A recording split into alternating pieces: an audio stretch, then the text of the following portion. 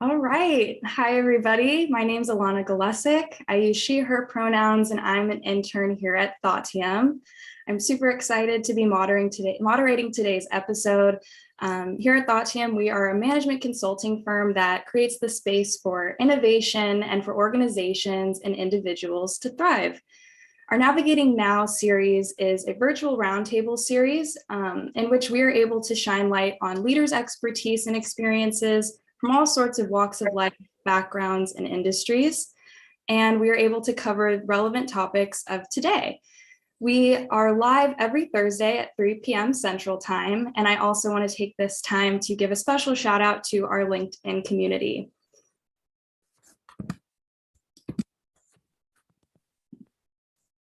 So under that Navigating Now umbrella is our Perspective series. And Perspectives is a way for us to share fresh ideas and perspectives to drive impact within the world, the workplace, and within ourselves.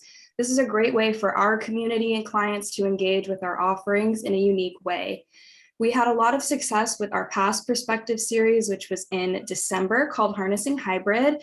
And several clients have been able to redesign their hybrid engagement strategies through this series. Each Perspective series has three main components. There is an article that introduces the topic. There is a video series with 3 parts that allows us to have community members come in and also speak to this topic, as well as a toolkit and workshop that is a tangible item that individuals are able to use to bring this perspective into their workplace. You can find all 3 of these at thoughttium.com/perspectives.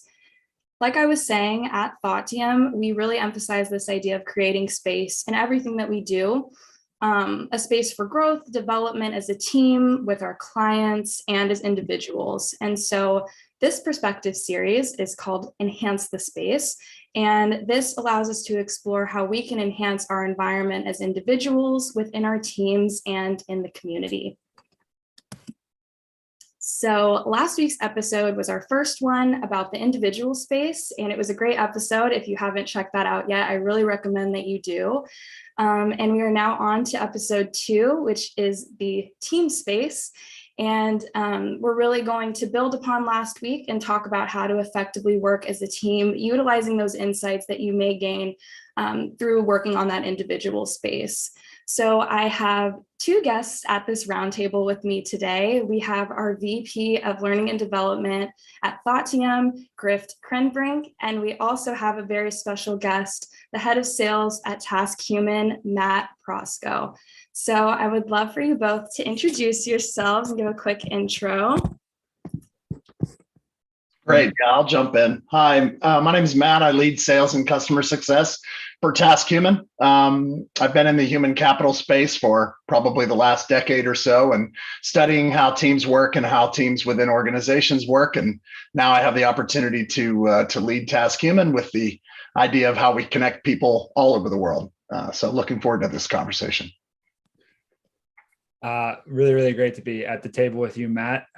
Griff Krenbrink here from the Thoughtium team. I guess I can call myself a recurring guest now as part of this these series. Really excited to unpack this all with you, Matt. Just from a perspective of the projects and the solutions I really get excited about at Thoughtium. It's around helping leaders of all different levels achieve potential, step into failure, and get really excited about what they can accomplish in their careers. Also, Matt, just as a side note, I hope you're as excited for this conversation as you appeared to be in your headshot. My other headshot was 10 years older than that, so that's about what I've got. So awesome. Thank you, guys. So just to get started, based off of last week's episode that focused on the individual space, Matt, I know you had a chance to read the Enhance the Space article, and I was really curious to know what you would deem some important elements of your space. yeah, no, I thought it was a great article and just a great topic in general. If you really realize that, COVID didn't really change anything overnight. It simply accelerated the kind of changes that were already in place. And, the move towards remote work had been happening for a while. And so the space around an individual and how they do their work and live their life has really been undergoing change for quite some time now. But COVID really accelerated that and kind of put in stark relief what the future of work and our workspace might really look like. I have to say, I was really troubled by thinking and imagining what a lot of people were going through, during that period and how alone and isolated they were. Being somebody who lived out in the suburbs with being fortunate to have a house with good square footage, I never had to feel cramped. I never had to feel alone or caged, or anything like that. So I had a luxury and was fortunate enough to have the wherewithal to be grateful for it. So I weathered that period very well. The thing that struck me about it is that the space that really defines me has always been my relationship to others, how who I'm working with and how we interact. And that's why I was excited about coming on this particular segment. Awesome. I love that. I think that's something that has always been really important to me as well, is maintaining the relationships in your life, because that is an environment, even if it doesn't seem like it sometimes, it's not so visible, but that space you have with people in your life is so important. Grift, I would love for you to also touch on this a little bit too, and what your thoughts are.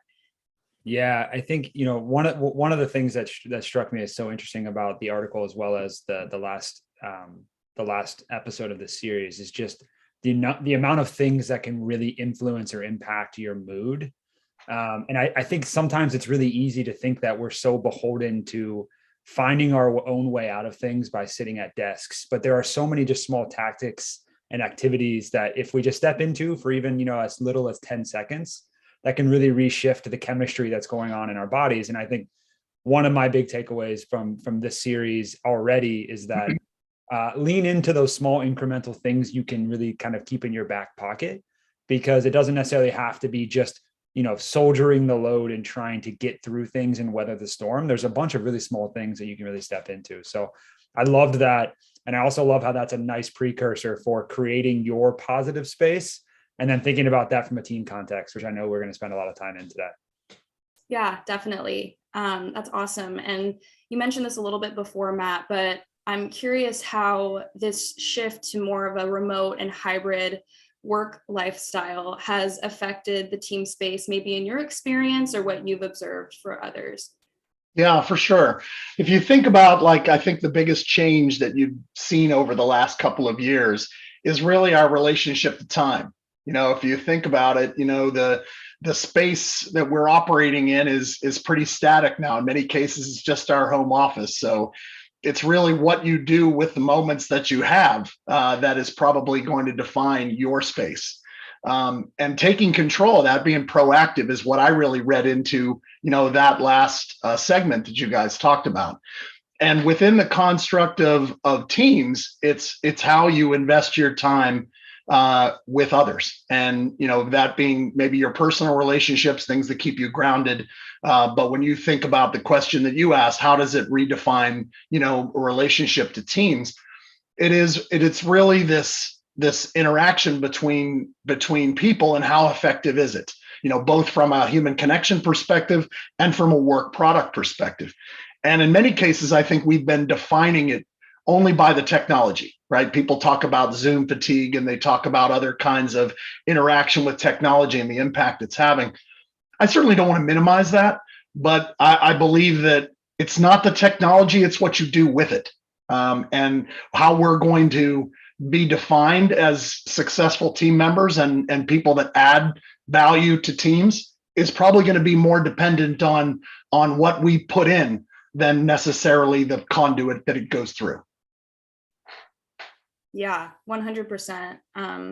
That's so important. And I think, tying that into leadership and the role of a leader within the team space, have you noticed any issues, this goes for both of you, that have surfaced or maybe even accelerated since this shift to hybrid remote work? Yeah, I'll jump in first if it's okay, Greta. For the first time in my life, I've been hiring people that I've never met physically. I think that's a new thing for a lot of people, where I've had somebody working for me for 6, 7 months. Oh, wow, it's amazing to finally meet you in person. That's a very new dynamic. And so, in many cases, I think the quality of the technology we've been working with has really been able to help us cross that bridge in a certain way. But in other ways, we're going to have to be more conscious, more present, and more intentional about how we build relationships across virtual conduits. And just acting the way we used to through a technology interface is not going to yield the same output. I would say that's my assessment. 100%. Yeah. As you were talking about that, I thought about being an intern with Thoughtium and not meeting anybody throughout the whole process of interviewing and joining the team. And then I was finally able to meet Grift and a few others. And it's so weird to be reminded that we hadn't ever physically been in person and like met each other. And it's definitely such a weird time. So do you have anything to add to that, Grift? Yeah, well, it was fantastic to meet you in person, Alana. But I like to think your experience leading up to that was still very good and pleasant one. Of course. Yeah, it's I echo everything Matt said. I think one of the things that I'll use this as a moment to give a little bit of my opinion of what I've seen happen, and take this as that this is my point of view. I don't necessarily have a lot of data right behind me that shows this, although there are a lot of metrics that are moving in certain directions that would indicate this might be happening. But I think the shoulder of burden on leaders, on people, leaders, and organizations has accelerated, has gotten a lot heavier.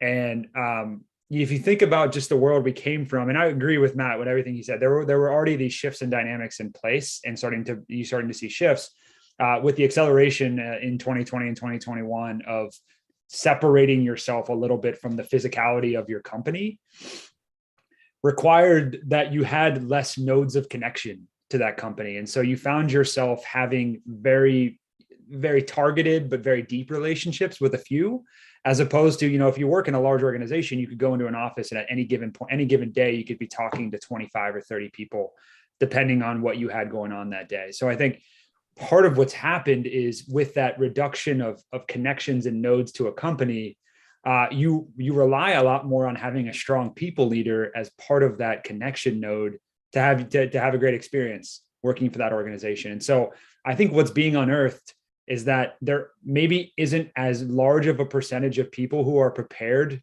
to carry that burden as maybe we had anticipated.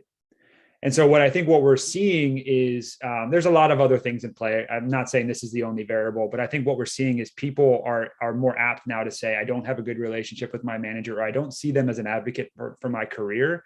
I can find that somewhere else. And there isn't all the other things, the cultural elements, the water cooler talks, the happy hours after work, if you're into those sort of things. I mean, all of these things that used to exist to make you feel like you're a part of a fabric. There's a really popular saying out there that says, culture is thought about strategically, but it's experienced locally. And when you start to pull away and strip away a lot of those additional pieces of the fabric, you're left with a few of those exposed threads. And if it's not a strong thread, there's not going to be much that's keeping there. So I think part of this, and I guess my point of view, is less so much of what's changed in terms of expectations of a leader, just in terms of the weight that those expectations carry for a person's, whether or not they're enjoying their career and where they're going with a particular organization. I'd be curious to get your thoughts on that. Yeah, I mean, I definitely hear what you're saying with respect to the weight, simply because, without the sort of physical presence that creates a reasonable level of intimacy between two people, about just a sort of an understanding and an exchange of kinetic energy between two beings, you have to recreate all of that through a conversation in a digital medium. And that's a really difficult thing to do. It requires preparation. What is the question I'm going to ask? What is the value I'm going to add? How am I going to coach them to be better? That means I have to really understand all of the work product they're doing, and I have to be very immersed in what it is they're doing. And at the same time, this move to remote puts more and more emphasis on our individual contributions and what we're delivering, and less necessarily about how we're overseeing and coaching others, perhaps. And so I can absolutely see that those two things are moving in opposition to one another. And in so doing, the more you do feel alone in the respect that, hey, I'm in my four walls in my office and nothing has changed. And from yesterday to the day, what relationship do I really have to this organization, to this manager, to this team? It can feel a lot more transactional, more like you're a mercenary. And to your point, I could be a mercenary or have a transactional relationship anywhere, so that sort of bond of culture, bond of shared experience or whatever becomes more tenuous. Yeah. Yeah. And Alana, I know there's other places we want to go, but Matt, thinking about this, there's a little bit of a tension that exists even in how we talk about some of these things. And you and I have had conversations around the evolution around the role of a manager as a player coach. Mm-hmm. You're not necessarily just managing people. And I know you've had experiences in your past where you did play pure manager and you could really step into that. But the reality is that doesn't exist many places anymore. We're asking people to deliver individual results as well as team. So that's one side. The other side is I can't remember the number of articles I read in the last 2 years that talked about those folks, the folks who were playing pure manager, and how that was like an antiquated role. And so there was like across many publications, it was like, what is this person's role anymore if they're a manager of people who aren't in physical teams anymore? And that set off a little bit of a red flag for me, because I'm thinking that person still has a very big role. This person is still helping to carve out career space, aspirations, be this person's advocate. And then we're kind of looking at this individual like now all of a sudden, because we don't have physical offices, this person isn't necessarily a worthwhile asset to have on our company team. And so I just feel like there is those two weird, interesting, different tensions happening where we're asking people to carry this burden, carry a digital individual contributor burden, as well as we're saying people who are pure managers in the virtual space might not be that value add. So I think it's a really tenuous time to try to be a good leader, because there's a lot of different things out there. I agree. And let's net it out. Not all futurists are right. It was 10 years ago, people were writing articles that the future of the middle manager is dead, right? That role doesn't exist. And in your experience and mine, working with Fortune 500 companies, we actually recognized that middle layer of the organization might have been the fulcrum, for the organization. And the middle manager that translates strategy and moves it into operational perspectives might be the most pivotal role in the company. And we might be seeing right now that this concept of the player coach only could be one of the fatal flaws, or could be one of the constructs and thoughts that doesn't go forward. And as we navigate now, when we really start looking forward, it might be a time for reflection on is the full-time people manager, should it come back into vogue? Yeah, definitely. And I love that plug of navigating now. That was beautiful. I don't know if that was intentional. Well done. Great. Well done. So kind of going off of that, actually, as we're saying, it's a time where we're shifting and trying to adapt as leaders and work as better as teams and continue to build these teams. Matt, I would love for you to share a little bit about TaskHuman and what you do, and then some common searches that you see on the platform, maybe whether that be leadership or team building, especially more recently. Yeah, thanks. Yeah, so TaskHuman is an interesting platform, certainly for this topic, in the respect that it is all about a connection to others, right? And how do you define your team? So when you think about, the old paradigm, you had a group of people that were all on one team, led by one manager, and that was the way they went to work. Clearly that changed as the organizations became more and more matrixed. There were things called dotted line responsibilities, and the nature of a team was maybe multifaceted, or maybe it was transient, like project oriented work, like Grift and I have done over the years, where teams came together, they solved the problem, they dissolved, and they reformed and went again. Now I think where we're going is that the idea of team is something that needs to be reconsidered altogether. Do they even need to be in your company? And from the concept of TaskHuman, our whole job is to find people with given expertises and make sure that we can curate and vet these people and match them up for people that are looking for that expertise, which, by the way, that's the definition of a team, right? People with a varied set of expertise that can come together, and perform a great service. And so with TaskHuman, what we're helping people to do is to redefine their team, maybe the team that helps them individually redefine, their space for themselves. How do they, find themselves in the world? How does their mind-body relationship, need to be for them to be at their most effective place? And then moving into the idea of how they relate to others, how do they find the best mentor for them to grow as a leader? That may or may not be their direct manager for all the reasons that we've been talking about. It may or may not be one of their peers, again, for those same reasons.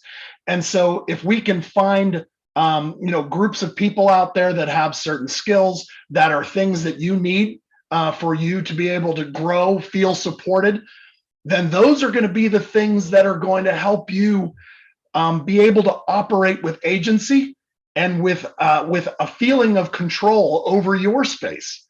And in so doing, that's probably the best thing that an organization can do to drive a connection to their culture and a connection to a commitment to their company. Because the number one thing that makes people doubt what they're doing, or the things that make people doubt whether they should be there, is do I have agency over my job? Do I have like a way to be in control of my destiny? And, do I feel in control of my competence, right? I mean, just like about being able to execute and run my life. And so those two things, by removing those areas of doubt, concern, anxiety, we create more comfortable, powerful people, that I think are able to be a functional part of a team and in an organization. Yeah, I love that. That's great. I think going off of that as well, the importance of that team and that connection is communication, which is another important element of this part of the perspective series. And so I would love for both of you to just talk about how you feel teams can maintain solid relationships, what you've seen that maybe has worked or hasn't worked in the past. And if you could also touch on what great communication versus poor communication ultimately can affect. Just kind of a broad question, but I'm curious to see what you both have to say about that. Those are the kind of questions that Matt and I love to go down the holes on, because we can take them in so many different directions.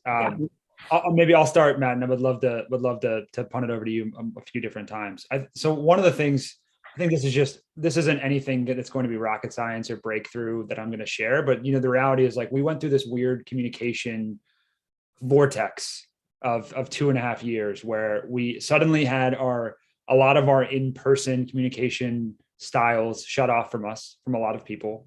So we then started to engineer ways that we could stay connected with a lot of people. We got onto Zoom calls. We got onto, virtual happy hours. We did a lot of these things. And a lot of it is like, we're seeking some of that communication, that connection. And I think you saw a lot of that excitement and that proactivity rear itself in a very positive way. People actually felt connected. I know personally, I contacted a lot of my family members outside of my direct family a lot more in 2020 than I did in previous years. And so there was a lot of that great connection. But I think some of what it did is it kind of created this like need to engineer communication. And so you started to find, like, look at your calendars now compared to what they looked like in 2019. And like, I think I have, a stained glass window for a calendar at times because of how many times I'm choosing to try to connect with people. And I think a little bit of that is residual leftover of trying to engineer ways to stay connected in communication. And so I think, like, one of the big things for when we chat with our clients and our partners about strong communication, one of them is going back to what Matt said, like, how much agency is there in sort of defining that for your team? Because I think there can be a lot of ways to engineer great communication, but, going back to the old adage of ownership being authorship, how do you giving your team sort of the space to talk about how they communicate well, and then you're adhering or you're flexing the strategies, the structures, the procedures, the applications, how you use them to those strengths. And so I think if I were to summarize where to start, it's get really, really clear on how your people like to communicate and then start to build off of that. But Matt, I'm curious to get your thoughts on that. And obviously we can build a few more out. Yeah, no, you brought up a couple of things that I thought were really interesting. The first one is, we started talking about manufacturing communication. And that was like the first response that I saw to this, and responses that I've seen over my career. Soon as somebody says we have a culture committee, that means you have a bad culture. Soon as you have a fun committee, it means no one's having any fun. And when you are creating manufacturing, ways for people to communicate, it's because people aren't communicating. And you're trying to put a proxy in for authenticity where it isn't, And so if I had a thing to add to it, it would be that the premium I think that's going to be on communication going forward is how authentic can you be? And in a way where all of the things that we used to lean on to identify authentic communication, body language, people's tone, people's look, how they leaned into you or away from you, all of those things that were subtle that gave you clues of somebody's meaning and somebody's purpose and authenticity. Some of those things have been abstracted from us. So you're going to have to be, I think, more proactive and more vulnerable in how you communicate to be able to build the same levels of trust that we used to have. Excuse me. And in some cases, that gives you, that authenticity gives you the right to be able to be open with them along the ways of how they can improve and how you need to work together differently. Without that trust being there, all of those other messages start being misread and being misinterpreted in the worst way. We are a Slack-driven company at our company at TaskHuman, and where there's good, authentic relationships, the exchanges happening on Slack work effectively, and people understand what you mean when you say it, and they take it in a positive way.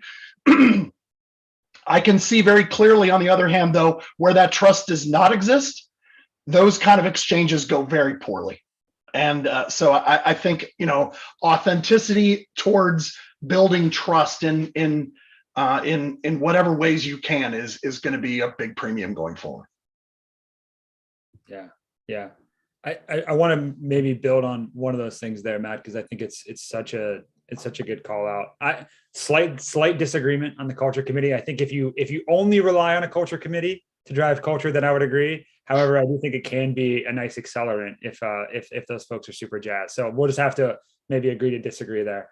But I think about this idea of authenticity and agency, and the stark reality of our days now is that we sit behind a computer screen for a lot of it, and there's just so many chances to be distracted. And I think it kind of comes back, if you were to weave these two topics together around communication and leadership. Communication absolutely is authenticity. It's getting really clear on how people communicate best. And then, there are just times where we need leaders and organizations to demonstrate and display the right ways to communicate. And, it's so easy to fall into like, I need this now. I need to ping this person. I need to notify them. I need to send them an email. I think it's really easy to forget that there's two parts to each one of those digital communications. And you could be finding someone in a very inopportune time when, you send a late email or a weekend email or a late night ping. And I'm very guilty of this. I'm not saying I'm by any means pure and abdicated from this. But I do think it's good to think about the responsibility that you hold as leaders in an organization to demonstrate communication boundaries as well. Yeah, I think that's fair. I guess where I would reply would simply be that where I've invested in my people and where they know my heart, they know my intent, that the email that I send on Sunday, nobody would view it as being punitive or unfeeling or whatever. They would just go, okay, that went through Matt's head, and because of that, it went right out as an email. I know I can reply to that when I need to. And if he said it was important, then it really is important, and it doesn't elicit the same sort of, like what, kind of response. So I guess that's where I'm at. It's the foundation of Yeah, of relationship allows you to be able to, not have to, tiptoe all the time necessarily. absolutely. 100% agree. Awesome. And I think building off of that for both of you, does establishing that effective communication among teams, like you were saying, that have people with different communication styles, or even now in this digital age where Slack is a big part of what we do, is that something that just kind of gradually improves or comes based on the company's culture, or is that something that you can actively work on? Ooh, Matt, you want me to start? Yeah. I figured you'd want me to start on this one. It's interesting. It's such a great question, Alana. I don't think it's really an either or. I think it's a little bit of a blend. Because I am a firm believer that culture isn't just about communication. Obviously, communication is a big piece of it, and it can drive strong ways of communication. I think, going back to this, is you have to get a really clear sense if you're running a team, or if you're running a dotted line relationship, or if you're running a stand-up team, not taking the time to understand how people effectively communicate is just bad culture.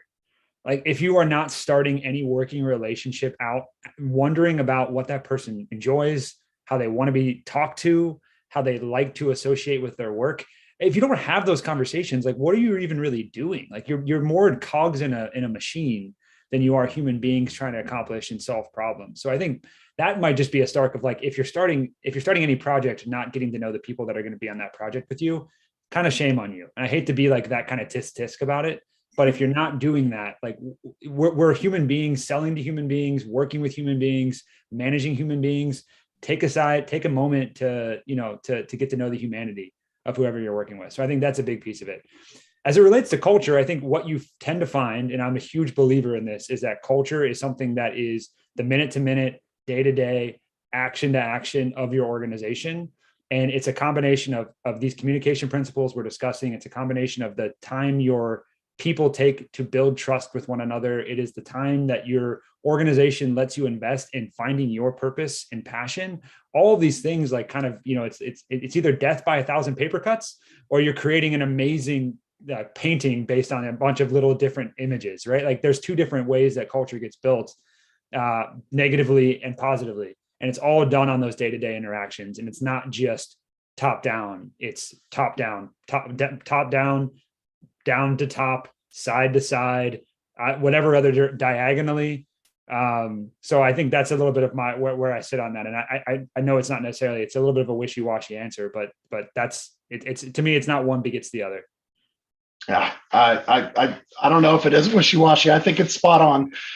When people start talking about building a culture, one of the first things I say is, we're building culture right now. Everything that you do is building culture. And I'd say, if you really want to worry about culture, worry about the culture that you're making 3 feet around you, because everything that you do is creating a culture within the team in which you operate. If you treat people with respect, then you've got a respectful culture. If you treat people with demand accountability, then you've got an accountability culture. And so how it is you want to operate and the kind of environment you want to have, behave, in accordance with that, and communicate in accordance with that. And then you'll have that, whether you like it or not, whatever it is you're saying and doing, that is the culture you're going to have. And so, to a degree, I didn't want to answer the question first because I didn't really have anything new to add. If you invest in trust in the people around you, then the fine points of how you communicate and whether or not you ask permission, is now an okay time to talk, every time you decide you want to talk with somebody, will either matter or it won't, because you'll either have that foundation of trust with one another, or you won't. Got it. I love both of your responses, not wishy-washy at all. And I'm glad that you took my or and made it more of an and. I think that's great. One other topic that I wanted to touch on is this idea of feedback culture. So kind of going back to communication and culture in general, I think feedback culture is something that isn't necessarily new, but is something that is gradually becoming more and more important. And I know that TaskHuman has a couple of offerings like conflict resolution, giving and receiving feedback. So Matt, and then I'd love for you to touch on it as well, Grift. Can you speak to the importance of feedback and feedback culture in general? Yeah, I mean, if when back in a past life when I was, doing work around strategy execution, I was doing some studying on what makes a high performance organization. And, there's a lot of definitions of what a high performance, culture and a high performance organization is, but feedback was one thing that was not up for grabs. That if you're going to have an organization that runs at high performance, that runs at high effectiveness, it has to be built on people being able to give one another feedback. Certainly at TaskHuman, we have experts on there that can help people, get better at the behavior of giving feedback. That's the how-to. The will to, right? The will do is the tougher thing, right? Because until you make that a habit, until it's something that is just part of how your whole team does things, it's not comfortable. It's not easy. You're telling somebody that they can be better than they were. And, I find one of the secret weapons for me is to try to give really positive feedback as well. And I freak people out on my team a lot because I ask them, I said, hey, can I give you some feedback? Because I believe feedback is a permission-based system. Not everybody wants it and can hear it at any one particular time. So I always do ask. And then they always get this, okay, what is it going to be? And I'm like, I just wanted to tell you, I thought that was completely amazing. And then you start building up a belief that when I ask to give you feedback, it could just as easily be corrective as it could be congratulatory. And when you reach that spot, then you're in a good place as a team where you're expecting either positive reinforcement or positive suggestions. And that's all it is. And when you get to that spot, you get to be in a good place. Yeah. Oof. That's well said. I'm always looking for places for Matt and I to get into a spar debate, but I think this one is one that we're very much aligned. One of the things I 100% agree with this idea that feedback can for some reason we've always construed it with constructive or negative. And one of the things I talk about sometimes with some of our clients is around, like, for some reason in organizations, two words that always have a bad connotation are risk and feedback. Both of them we only think about the downside of both, which is interesting to me, because if you're building a strong feedback culture, it is not this that you're giving people constructive criticism to improve. It's that you're highlighting things that are going really, really well. Because to Matt's point, it's about positive reinforcement as much as it is about constructive upgrading. And if you're building a feedback culture that's just about fine-tuning weaknesses, there's so much data out there that talks about strengths-based leadership and strengths-based development, that if you're just focusing on helping someone shore up the things they're not good at, you're really not helping them accentuate the things that they're already kicking ASS in. Excuse my language. Am I allowed to curse on this? I don't know. This is like my fourth time doing this. So let's just say we'll cut that in post-production, right, Alana? Yeah. So, and I think that's a big piece of it is recalibrating for your organization what you mean by feedback. It's the absolute value of feedback. It's the positive and it's the constructive.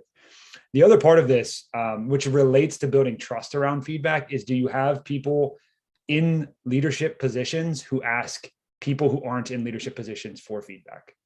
If you don't have that, you can always have, I agree with Matt 100%, having a permission-based feedback culture is fantastic. A better feedback culture is everyone who asks for it. And that starts with leadership demonstrating that particular behavior. So if you're a leader in an organization, why do my people take feedback so poorly? How often are you asking for feedback from your team? Yeah, no, and it's interesting. I think you're really onto something, because one of the things I've found is I've had people on my teams that used to ask for feedback, and there were two kinds of folks that did that. One of them were ones that only asked for feedback when they thought they had just crushed it. And so at that point in time, all they were looking for was, being petted a little bit. And then there were other people that just asked for it constantly because they wanted to not be alone in their wondering, am I doing well? They want to know if they're doing well or not. And I think the biggest way to keep encouraging that is, what does the connotation of feedback mean within the construct of just your you're managing a person or how you operate with them. When you give somebody constructive feedback, what happens afterwards? You know, in some cases, what you've done is land a punch, and then you're just leaving somebody there to deal with it, and that's a terrible outcome. When I work with somebody, and this is part of like our discussion about what's it mean to be a manager, somebody says, you know, I tend not to pull punches. When somebody has a C sort of effort, I'm like, that was not your best work. That was just not your best day. Let's figure out how to make it a better day. And we'll go in and say, these are the things I think we can improve. Let's meet tomorrow morning and let's, go through those things. I want you to practice this, give this another try, work with one other person, and then let's get back together again tomorrow and do it again.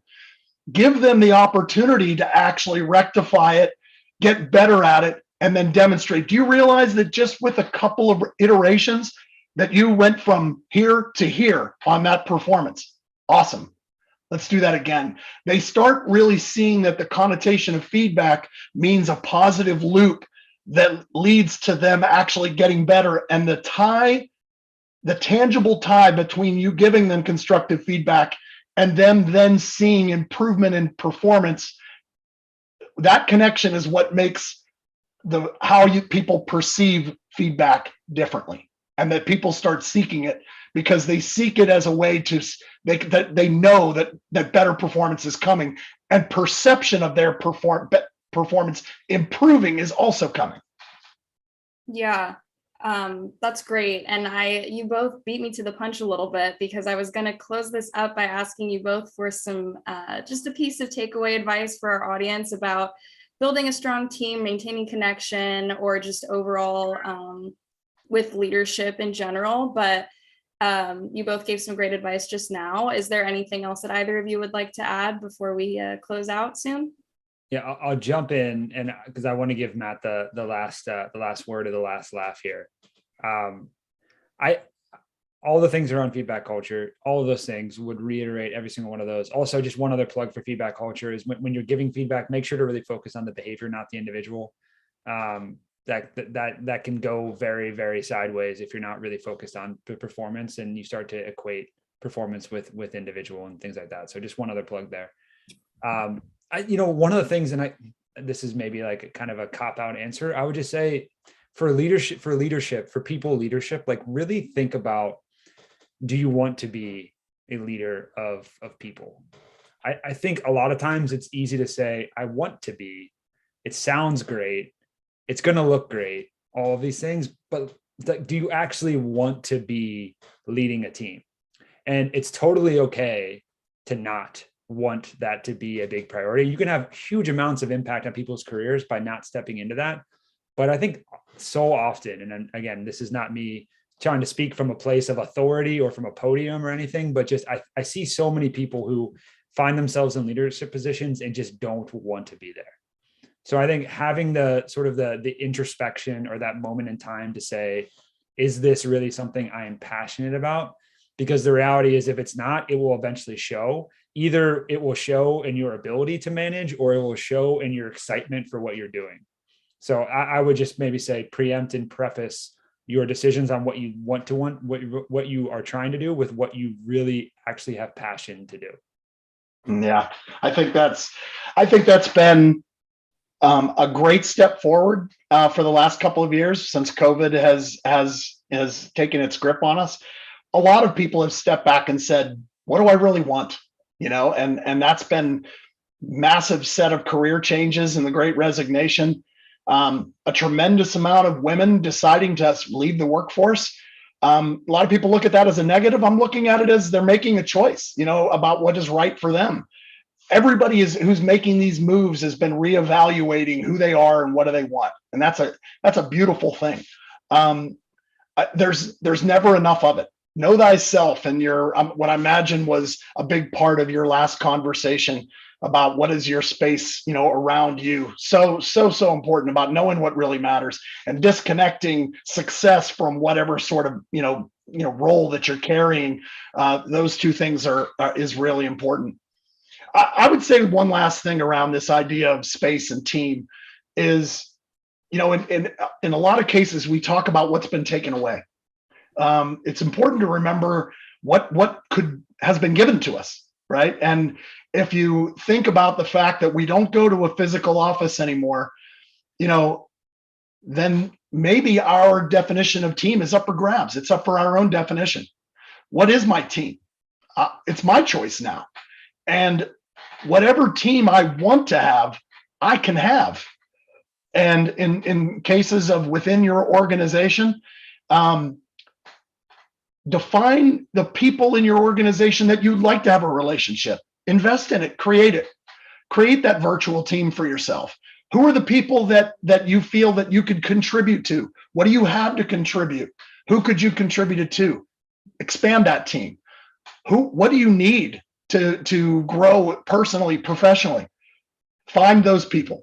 They might be outside of your organization. That's okay too. We all have networks of people. In TaskHuman, we create a new external network for you to tap into.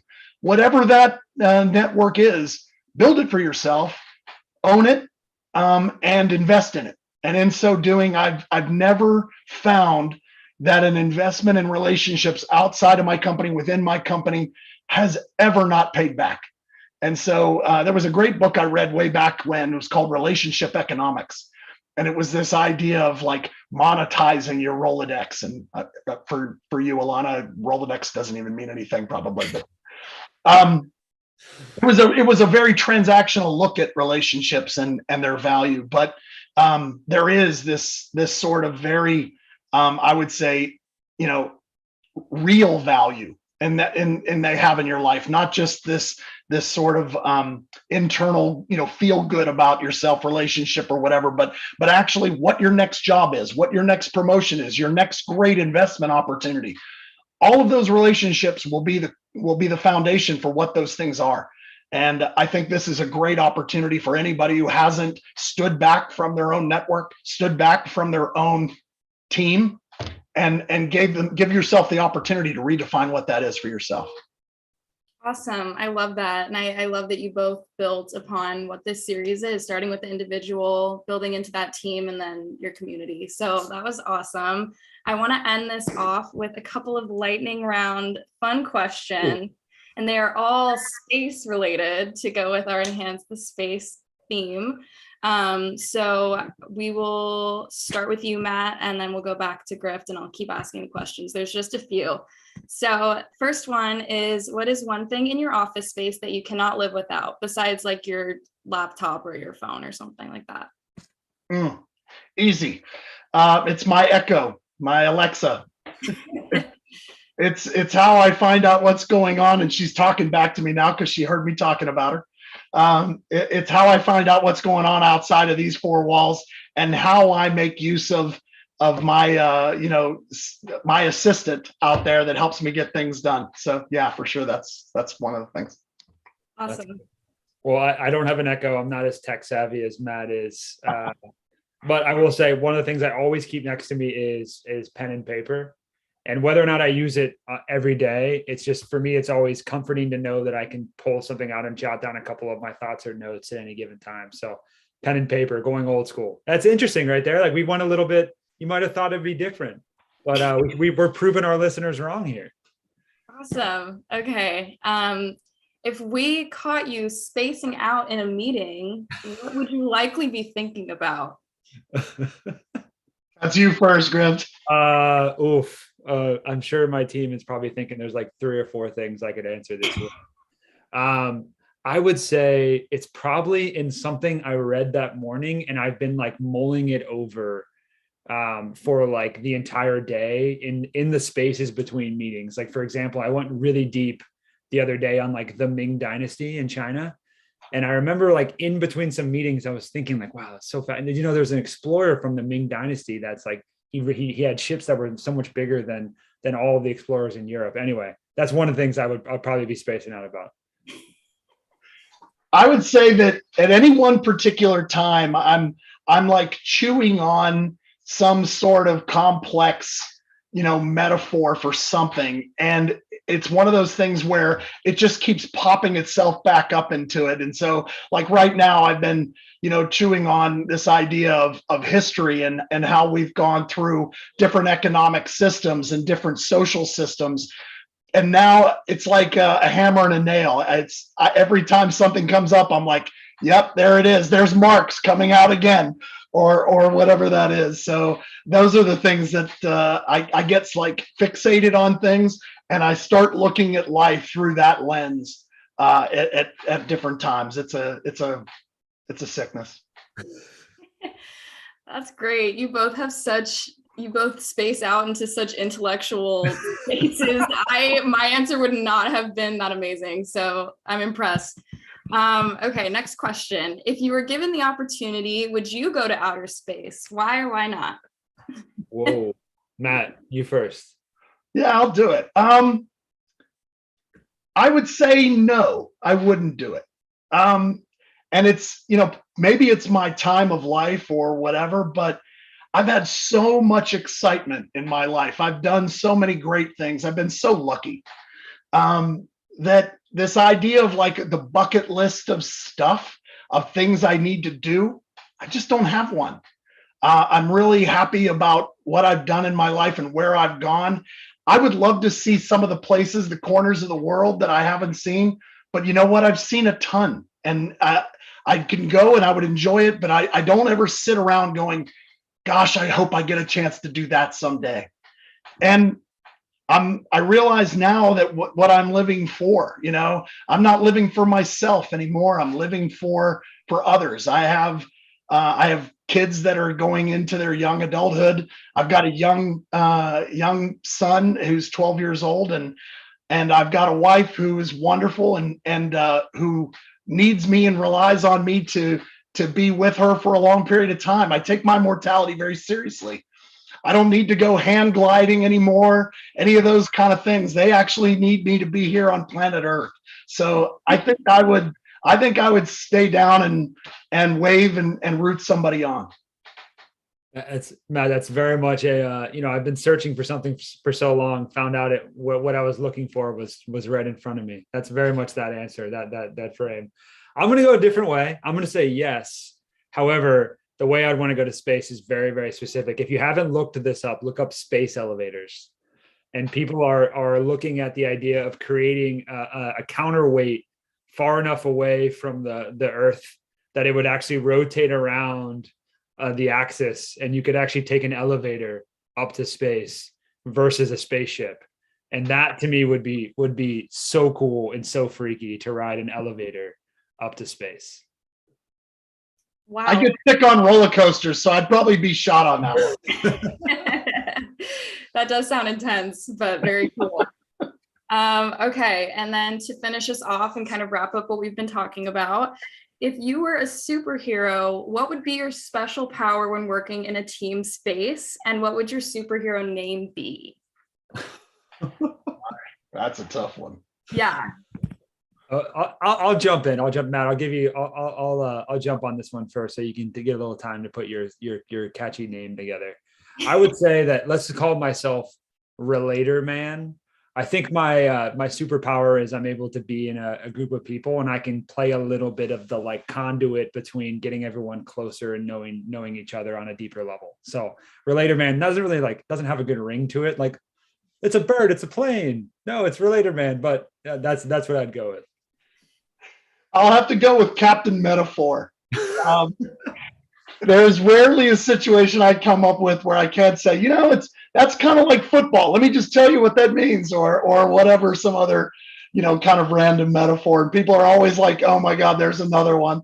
So I would have to say that it's my way of trying to teach. I really have a lot of value on people who can create clarity and create, sort of meaning in what it is that we're doing. And I probably do none of those things, but I take a good swat at it with colorful metaphors. This episode is now, Alana, you have to make sure we change this to The Adventures of Captain Metaphor and Yeah, we have a new title officially. It would have been if I could have come up with a great metaphor at the end, but Here I am dropping that ball. Oop, did I say it? Okay.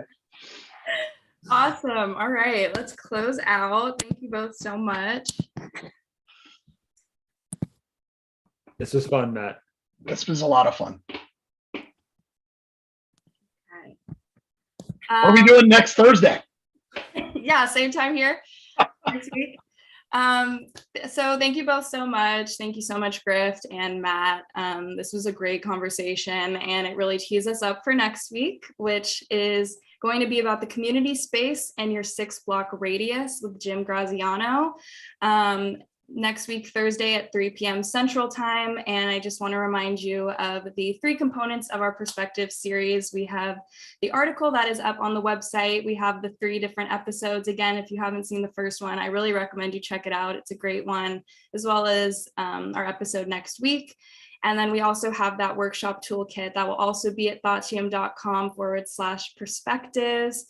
And that is everything. Thank you so much and have a great rest of your day.